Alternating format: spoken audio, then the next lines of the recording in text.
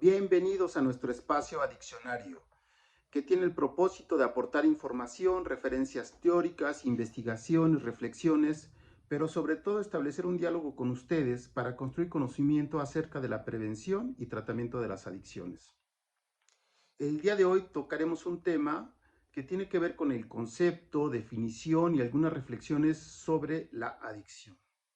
Para ello, pues bueno, recurramos a la historia y recordemos que en 1957 la Organización Mundial de la Salud definía las adicciones como un estado de intoxicación crónica y periódica originada por el consumo excesivo de una droga natural o sintética caracterizada por uno, una compulsión a continuar consumiendo por cualquier medio. 2, una tendencia al aumento de las dosis, una dependencia psíquica y generalmente física de los efectos y las consecuencias perjudiciales para el individuo y la sociedad. Como vemos, es una trayectoria de un sujeto que arranca con la primera ingesta y todo este proceso de desarrollo de la enfermedad. Esta definición pareciera que pues ya tiene muchos años, pero es muy vigente en el sentido de que está considerada en el Manual Diagnóstico y Estadístico de los Trastornos Mentales, en el DSM-5, donde sitúa la adicción como un trastorno de dependencia al consumo de sustancias psicoactivas, destacando los síntomas relacionados directamente con esta ingesta de la droga, como son un deseo persistente del consumo, un aumento de la inversión de tiempo en el consumo y las consecuencias, un incumplimiento de diversas responsabilidades, la pérdida de actividades sociales, exposición a diversas situaciones de riesgo, aumento de la tolerancia y un síndrome de abstinencia. Como podemos ver, estas dos definiciones hacen alusión a un proceso, a un desarrollo de la enfermedad, donde todo parte de la primera ingesta, una experiencia de placer, después que busca una repetición, pero que esta repetición le exige aumentar las dosis para tener los mismos efectos, es decir, la tolerancia, y ya después de un transcurso de tiempo prolongado, esta repetición lo que lo lleva es a tener una dependencia orgánica, porque si no la consume sufre, y una dependencia psicológica, es decir, buscar repetir nuevamente esta experiencia placentera.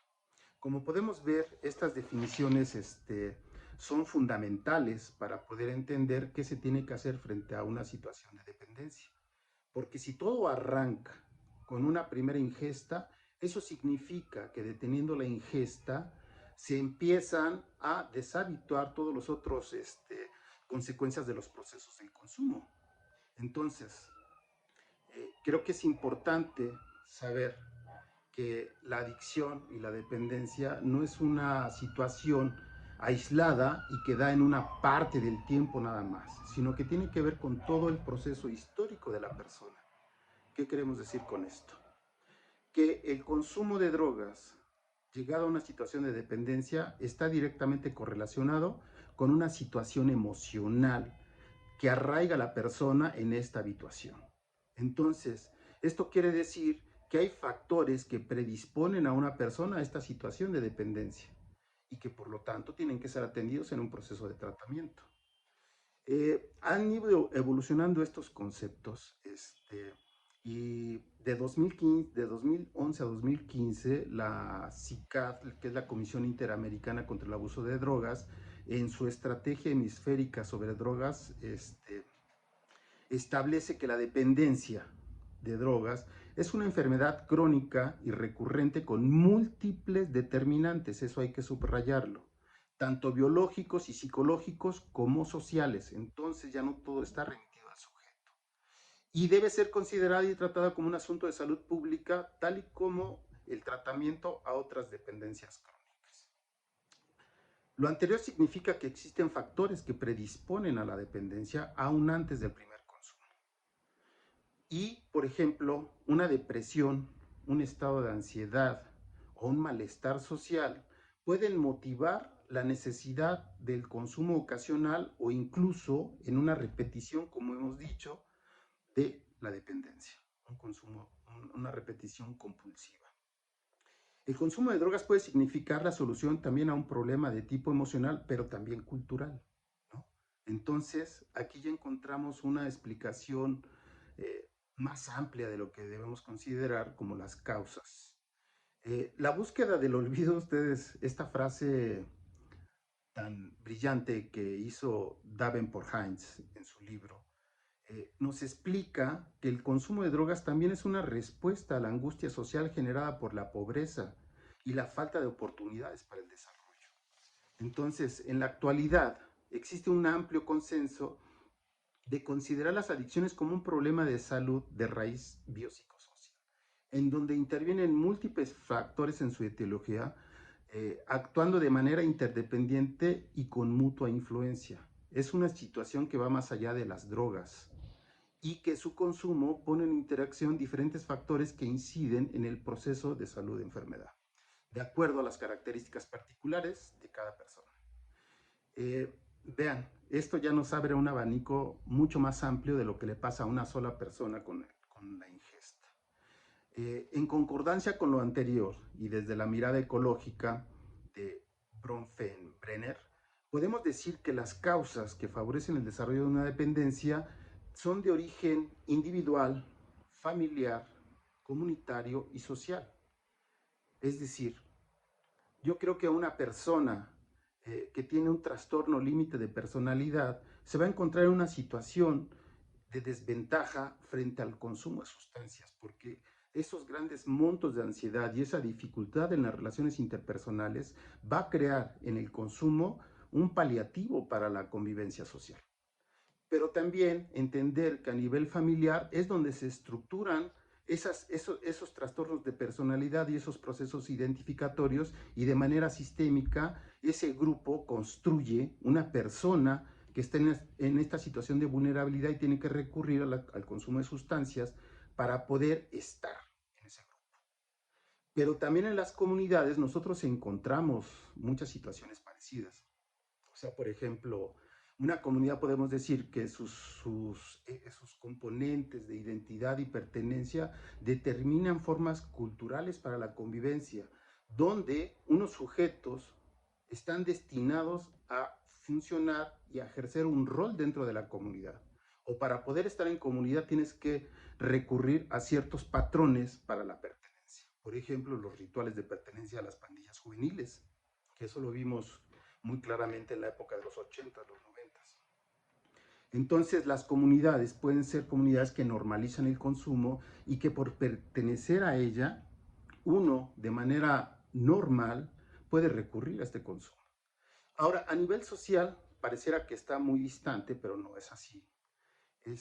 Cuando uno, por ejemplo, no tiene una pertenencia escolar, se encuentra doblemente en riesgo. Esto está muy documentado, está muy investigado, y está muy claro que un factor de protector frente a las dependencias es la pertenencia escolar. Pero si tú no cuentas con este derecho, entonces te vas a encontrar una situación de vulnerabilidad. Solamente los personajes resilientes pueden vencer estas adversidades y poder continuar con un proceso de desarrollo y crecimiento. Entonces, podemos decir que esta referencia ecológica que nos abre todo un marco de explicación de las posibles causas y factores que promueven el desarrollo de una situación de dependencia, es una manera muy atinada, porque de esta forma nosotros podemos pensar en estrategias de intervención, de prevención y de tratamiento, ¿no? Entonces, creo que es fundamental para las personas, para las familias, para las instituciones y las políticas públicas tener muy claro esto para poder determinar qué tipo de acciones se tienen que realizar para atender estas condiciones. Por otro lado, el psicoanálisis, de una manera muy interesante, nos plantea que, las adicciones es un conjunto de síntomas que tienen que ver con una fijación en el proceso de maduración psíquica. Y nos resalta mucho este proceso del paso de la simbiosis normal del bebé a la separación e individuación, que esto sucede en la primera infancia. Entonces, en este proceso natural de dependencia, si se ve frustrado el proceso de autonomía, entonces se va a carecer de una herramienta interna psicológica para poder marchar de una manera independiente en su desarrollo. Entonces vean qué importante es tener en cuenta esto. Y aparte, el consumo casi siempre nos sitúa, no el consumo, la dependencia, nos sitúa en una situación infantil donde siempre vamos a requerir que haya otra persona que nos dé cuidados porque solos no podemos, y entonces siempre vamos a tener una relación de apuntalamiento en donde nosotros no somos ni tenemos los recursos suficientes para andar por la vida. Finalmente, y consciente de que existen muchos acercamientos, las comunidades terapéuticas también han hecho una investigación muy importante y han hecho aportes interesantes. Nos dice de una manera contundente que a toda situación de dependencia le subyace un problema emocional. Entonces, ¿esto qué quiere decir? Que no podemos establecer como único objetivo la abstinencia, sino que tenemos que dar tratamiento a esa parte emocional que no nos permite funcionar bien.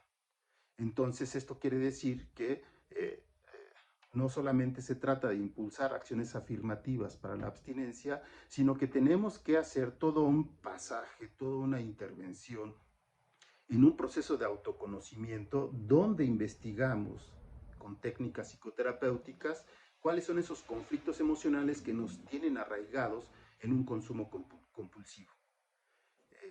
La psicoterapia, entonces, será la herramienta para poder abordar esos temas en los casos de dependencia. Pero no solamente ahí nos quedamos, porque una persona con una dependencia ha desarrollado un proceso a largo plazo de sufrimiento y de exclusión social. Entonces es necesario recurrir a toda una gama de actividades reeducativas para crear habilidades para la reinserción social. Es decir, tenemos que volver a tener opciones educativas de regresar a la escuela, sea la preparatoria, a la universidad. También tenemos que tener habilidades para el trabajo y también poder acceder a todas estas posibilidades de arte, cultura y deporte.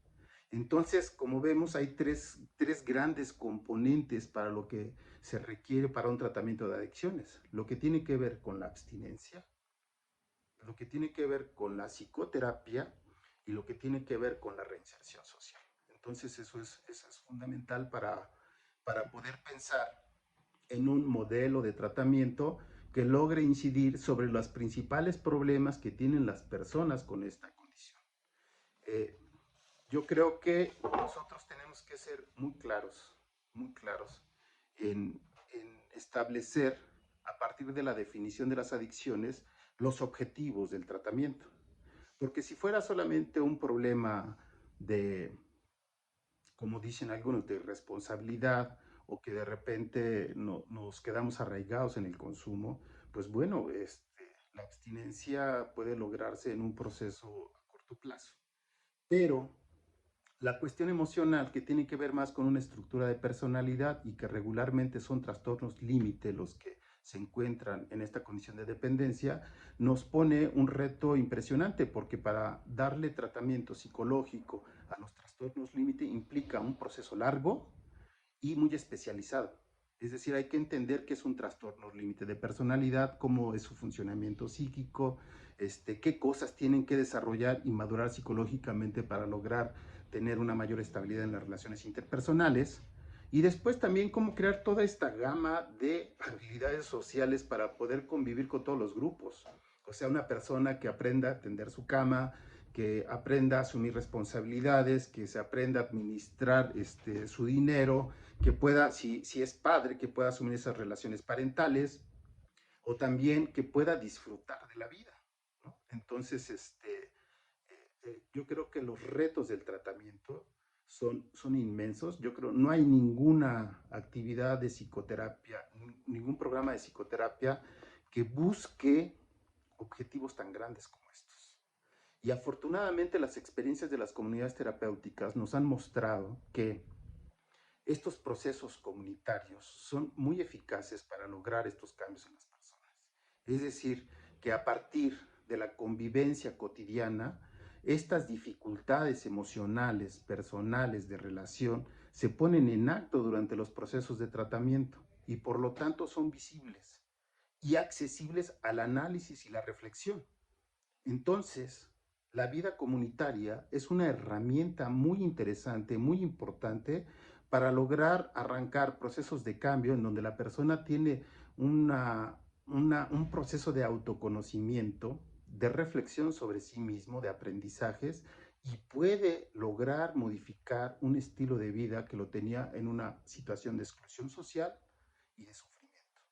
Entonces, vean cuán importante es tener claro una definición o un concepto de lo que es una adicción, porque si la remitimos a una enfermedad que se detona a partir de un primer consumo y no consideramos toda esta parte emocional previa, entonces no vamos a atinar en un buen proceso.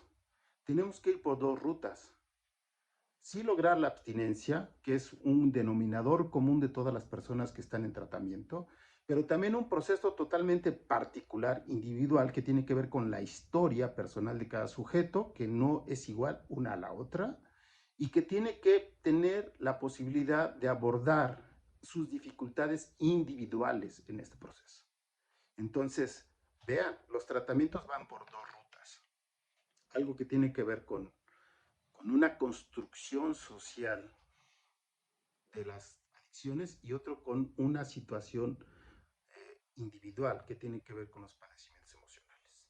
Entonces, es importante que sigamos profundizando sobre esta definición que tenemos de las adicciones, porque también los contextos históricamente cambian. O sea, ya no es la misma situación que vivían las personas en 1960, donde había una fuerte crítica a la sociedad de consumo, donde las comunas eran como una alternativa a la vida cotidiana fuera de esta estructura capitalista. Y ahora, pues nada que ver, ¿no? Con esta situación de violencia que estamos viviendo en la actualidad, con todos estos fenómenos de inseguridad y de deterioro del tejido social, tenemos que crear nuevas técnicas, nuevas herramientas, pero sin duda modelo de comunidad terapéutica nos propone una organización microsocial que apunta a la buena convivencia, a la salud mental y al crecimiento y al desarrollo. Entonces, es importante que nosotros tengamos en cuenta esto. Sí somos profesionales de la salud, pero también si tenemos problemas de consumo o si tenemos un familiar para tomar decisiones acertadas con base en información para poder orientar nuestras respuestas. Y bueno, qué bueno estar con ustedes en este primer programa. Eh, Me da mucho gusto, es el primero y esperamos continuar, invitar más gente, estar alimentando más la reflexión con diferentes puntos de vista, con diferentes actores. Entonces les agradecemos si nos dan un like, si comparten y se suscriben al canal si desean seguir formando parte de esta comunidad de aprendizaje. Saludos y muy buenas.